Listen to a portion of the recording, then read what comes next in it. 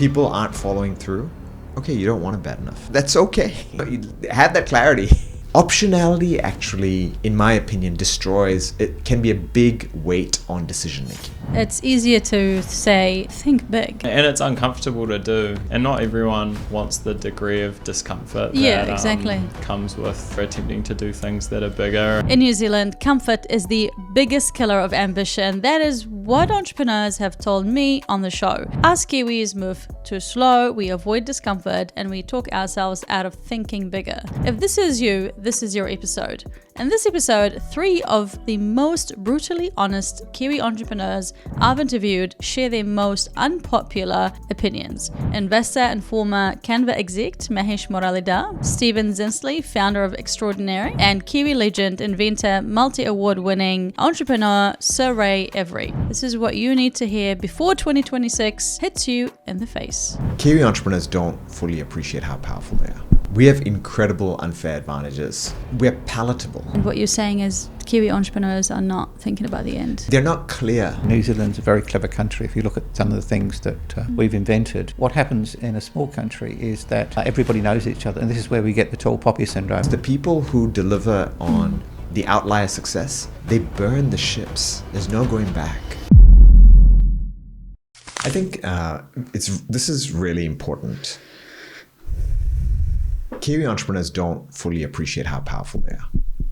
We have incredible unfair advantages relative to a lot of the world. We are trusted in global markets. We are understood, whether it be our country, our culture, our accent, all of these things. We're palatable. Right, like if someone said, "Hey, I'm a Kiwi founder, Kiwi entrepreneur. We have a Kiwi business." The vast majority of the world will be like, "Oh, okay, cool. I don't have any issues with that." You know, while there are many other countries where, and if people come from that background, there's all kinds of controversy, and I need to check this and I need to check that. Huge. Right. The single biggest cohesive market that you can tap into is the US. Right. It's a large geographic market where contracts work, signaling works, etc. Right. What you see is what you get in the US. Yeah. For us to tap into the US market, it's the only other countries that can do so as well as us are Australia, United Kingdom. Right. So we're right up there in regards to doing that. So one, own that you're really powerful. Right. Dream big. Number 2, be very clear about what kind of life you want to have in about 10 to 15 years. Because if you want a life where you need $10 million worth of cash flow and you want to take care of your family and friends, do not attempt to build Canva. Why not? Because there are much less, because to build Canva, you have to go through fire. Right? You have to be ready to put out a lot. Right. So be very clear what kind of life you want. Right. Mel and Cliff had far more abstract notions about the difference they wanted to make in the world. Right. Canva did not come into fruition for Mel and Cliff to become rich. They donated $12 to $15 billion last year in charitable activity. So what you're saying is people need to understand the starting and the ending point. And what you're saying is Kiwi entrepreneurs are not thinking about the end. No, they're not clear because, I want to build Canva, but then I'm not willing to give up all of this. You need to go and sit by yourself and have a few drinks. Not have a few drinks, but you need to and mull then go over to this. sleep. You need to mull over this. A very powerful way to figure out, quote unquote, what you want from life is to put yourself into a challenging position. How? Travel to a developing country. Okay. Right. And hang out there for 2 months. Things will start to become very clear for you. Really? Yeah, of course. Suddenly optionality goes out. Right. You see other people's lives. You understand how lucky you are. Optionality actually in my opinion, it can be a big weight on decision making. I meet a lot of university students, and sometimes I meet people from different situations of privilege, right? And in truth, I actually tell kids and people who come with a lot more access, and Right. doing well in life, and like I met this university student, this high school student who was like, who played for the New Zealand under 19s soccer team, and it was the debate champion and this and that. And I said, hey man, you know what one of your challenges is going to be? And he was like, what? You're not going to be clear about what you want to do. And because the people who deliver on the outlier success, they burn the ships. There's no going back.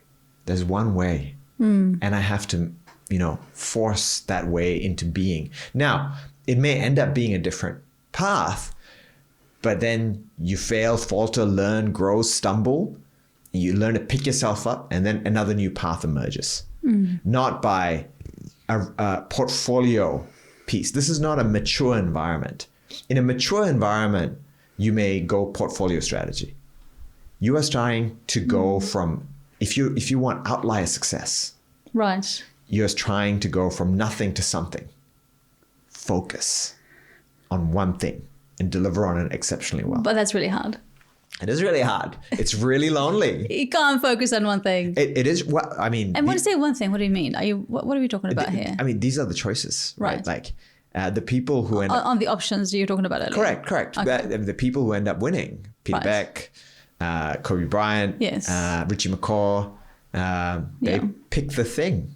Yeah. And then they go, right? It's scary. Rugby or whatever it is. rockets. Right, whatever it is. The challenging thing is not actually, and I'm experiencing it right now, to be honest. Right. It's not the picking of the one thing. It's saying no to everything else. Right? Saying no to this meeting, saying no to this event, saying no to this friend, saying no to this family member, saying no to this project, saying no to... It's really hard. What is really going to help you stay on track? The thing that helps you stay on track is you, right? And it's not like some community that comes in, etc. At the end of the day, it's about how badly you want that dream, right? And you've got to be honest about it. If people aren't following through, okay, you don't want it bad enough. That's okay. Mm-hmm. You have that clarity. Go do something else. Yeah. Don't stress it. Don't like... be annoyed with yourself for not following. Clearly, you don't want this that bad. Yeah. Which is okay. Like, go do something else. There's no pressure, right? Having other like-minded individuals does make a big difference. So, because it's lonely, right? So find other entrepreneurs. And it's not about discussing, what's the next tactic or it's actually so that you aren't so lonely. Because it's unusual for someone, unfortunately, to have such clear plans for their family and so forth, and be public about it, because we are trained to follow orders. We are trained to work in companies and factories and stuff. And the world needs that. The world needs most people to, compliance. To do this, because we got to keep things moving. Yeah. Right. It's unusual for someone to step in and go, hey, let me take a hold of life and reorient life and the world so that it benefits this community. But that needs to happen too. I love how summer is just around the corner here in New Zealand, which means one thing, let's get out there and have some fun on the beach. Who wants that? I do.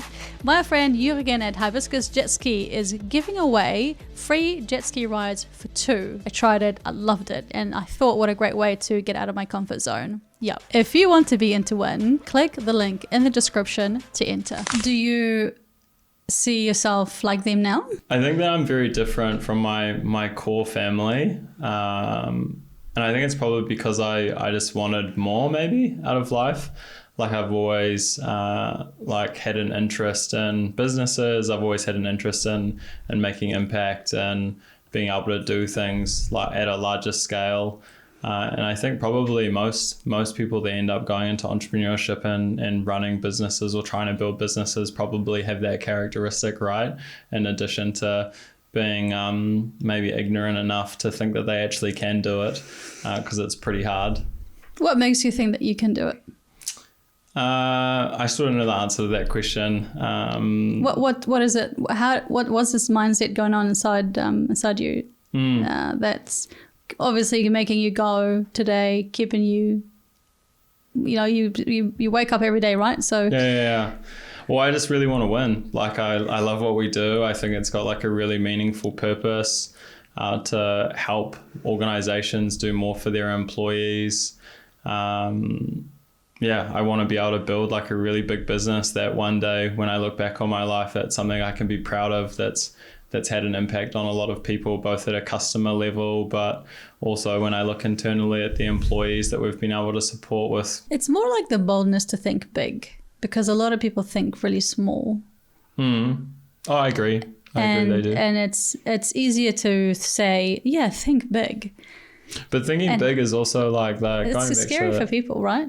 And it's uncomfortable to do. Like that's the other thing is, and not everyone like wants the degree of discomfort that comes with thinking bigger, attempting to do things that are bigger. And, as humans, we're probably biologically designed to avoid discomfort. So there's lots of like psychological and biological reasons why people might stick to their cave and then be comfortable. Which actually makes me want to ask you, what are some of the things that people need to be thinking about as founders and entrepreneurs still starting out? The key things that they need to be thinking about as they start their business and start their venture? Well, what are they selling to who? And why does it matter to the person that they're selling to? And does it matter in the ways that they think it matters? Another one of a mentor of mine talks a lot about heaps of businesses talk about it. So like customer obsession, right? Like just being as close as humanly possible to your customers to make sure that the thing that you're delivering is actually landing in the way that you want it to be landing. Because if it lands properly, then, half of the battle is slightly won. So there's lots of like psychological and biological reasons why people might stick to their cave and then be comfortable. Quick one. Mina here. Thank you for watching this episode. I appreciate you. Thank you for all your support. One thing that you can do for me is to please hit the subscribe button below. I promise you that if you hit subscribe, I'm going to work hard to make sure that my episodes are really good, that will get better and better. So, do we have a deal?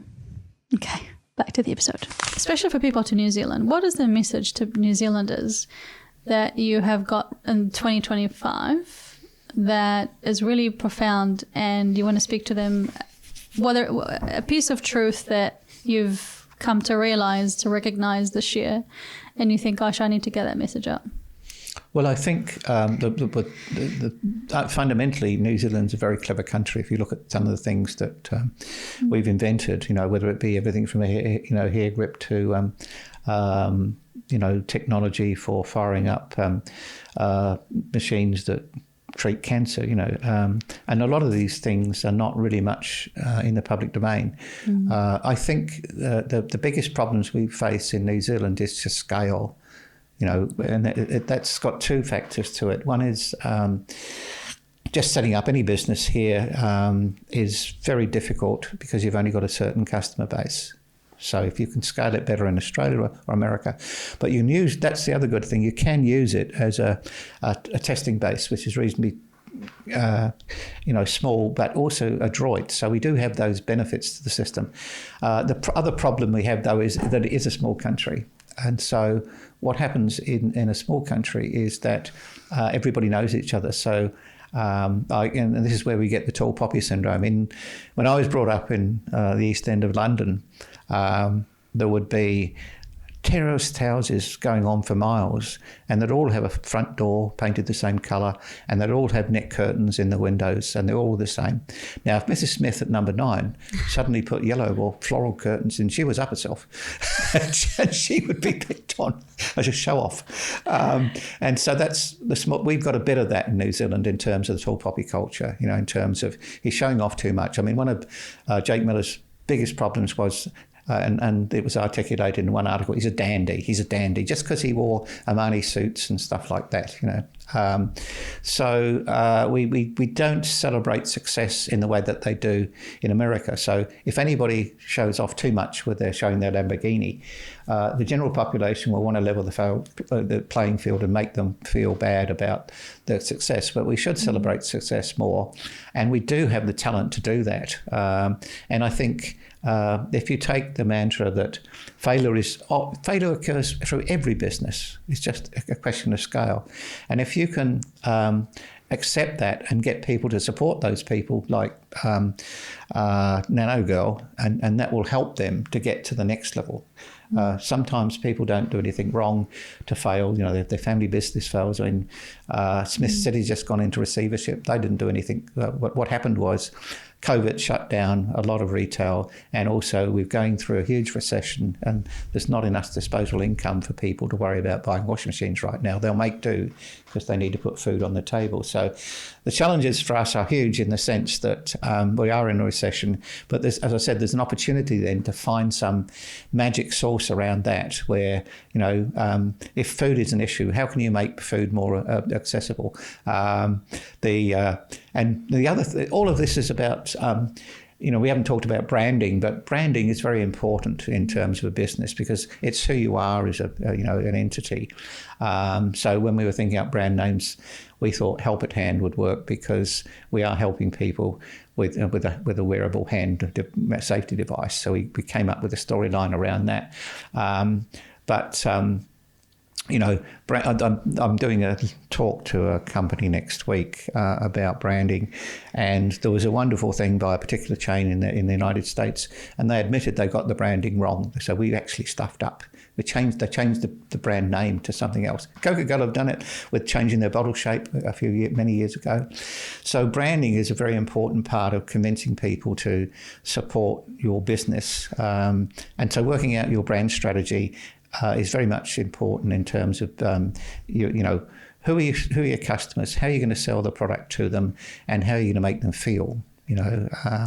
And ask those questions, because otherwise you'll find out you may not have a customer, you know. I mean, the worst thing that I'd invest in right now is, say, something like a wine company, because the tariffs that are being imposed on New Zealand wines in the States now can tip the balance in terms of the economy of that product. Some companies, again, that I know and love are the Vivo guys, and they've broken into the Australian market. But what they did was they twisted it all, and they got celebrities to get involved. So Jessica Parker, helping to. So there were queues around the block when she's got her own label now as well.